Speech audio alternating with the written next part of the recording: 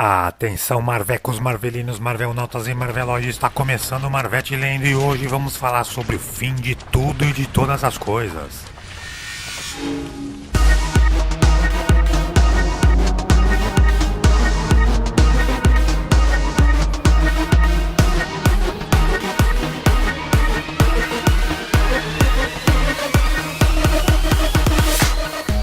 A edição 41 da coleção Heróis Mais Poderosos da Marvel, publicada pela Salvat, traz, além da história de origem do poderoso Thor, o conto que narra o fim de Asgard e de tudo mais, de acordo com a mitologia nórdica.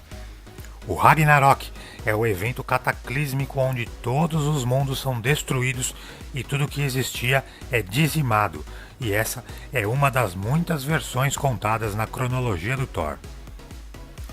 Stan Lee e Jack Kirby assinam a origem clássica do herói de 1962, quando um rapaz manco, andando pela Europa, descobre a invasão alienígena dos Homens de Pedra de Saturno. Nessa história, o Dr. Donald Blake procura saber mais sobre o rumor que tomava conta da cidade e acaba sendo descoberto e perseguido pelos seres de pedra. Ele se esconde em uma caverna e encontra um cajado. Quando bate o cajado no chão, ele se transforma em Thor, o mitológico deus do trovão, e coloca os ETs para correr. Já na história principal, publicada em 2004, vemos o arco Ragnarok, de Michael Avon Omen e Andrea Di Vito. A história começa com um prólogo explicando a origem do martelo Mjolnir, que foi forjado pelos anões a pedido de Odin. O molde ainda estava guardado em um esconderijo, mas os anões souberam que Loki o procurava e tentaram jogá-lo em uma fenda do universo. Mas tudo acaba caindo em um rio e Loki encontra o equipamento. O deus da trapaça não perde tempo e, com a ajuda de Surtur, o demônio, forja vários outros martelos e os distribui para grandes inimigos de Asgard, como Ulik, o Troll, o lobo Fenris e o gigante do gelo Ymir. Já no primeiro ataque, a horda de Loki derruba e mata diversos Asgardianos como Balder e Encantor, além de ferir gravemente vários outros colegas de Thor, como Lady Sif. Thor ainda perde seu martelo Mjolnir, estraçalhado por outros martelos encantados.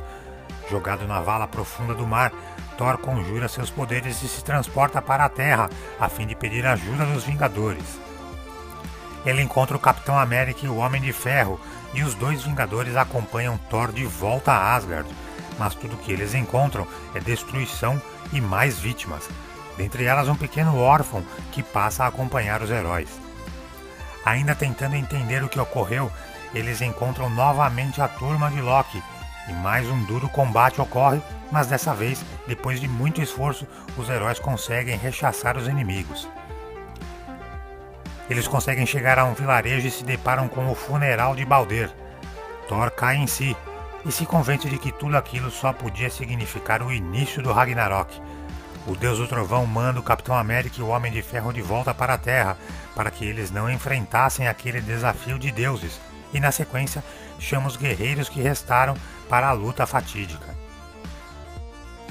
No caminho de volta a Asgard, Thor encontra Volstagg, que estava escondido depois de mais uma chacina de Loki sobre os três guerreiros e outros combatentes. Magro e enfraquecido, Volstagg se une a Thor e eles vão viajando de cidade em cidade para enfrentar um inimigo que tudo destruía. Enquanto isso, Loki deixava um rastro de destruição e sangue por onde passava. Thor e os seguidores encontram mais uma vez o lobo Fenris e a batalha é intensa, mas uma surpresa ajuda o deus do trovão. Bill Raio Beta aparece para ajudar seu semelhante. Eles derrotam Fenris e Thor pede que Bill lidere os Asgardianos enquanto mergulhava no seu destino.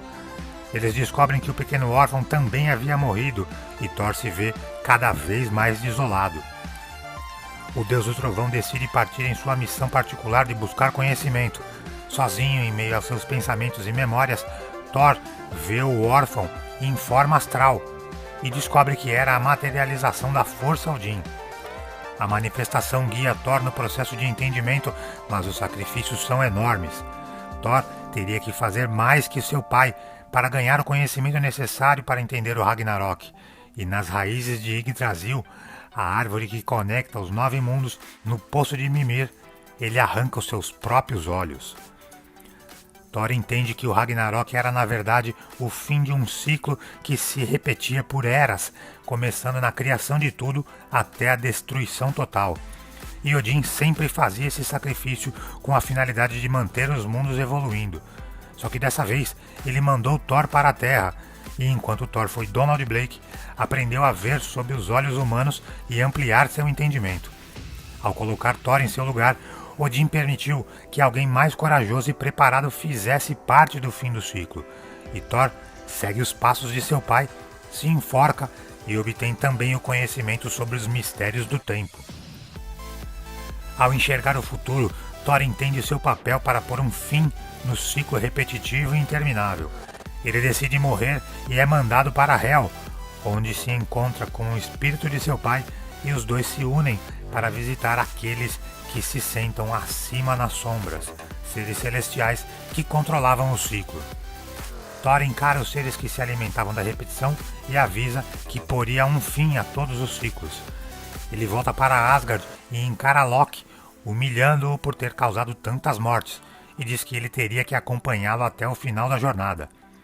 Thor arranca a cabeça de seu meio-irmão, mantendo-o vivo em suas mãos para acompanhar os últimos passos do Ragnarok.